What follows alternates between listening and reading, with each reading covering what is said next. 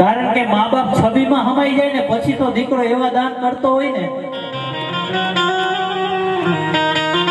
એ દુનિયાને વાહ વાહી કરવા માટે દાન કરતો હોય, બાકી મા બાપને ન ખબર હોય કે મારી પાછળ આટલો ખર્ચો કર્યો.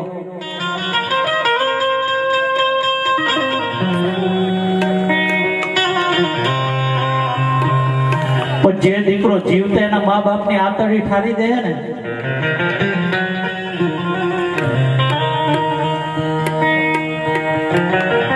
જે દીકરા એના મા બાપની જીવતા સેવા કરી લે ને,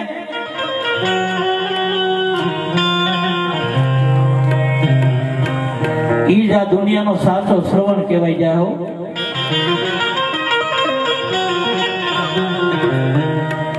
કારણ કે આજે પરસોત્તમ દાદા તેમજ કાંતાબાના દીકરા ઘનશ્યામભાઈ, અશોકભાઈ, કિશોરભાઈ તેમજ ચીમનભાઈ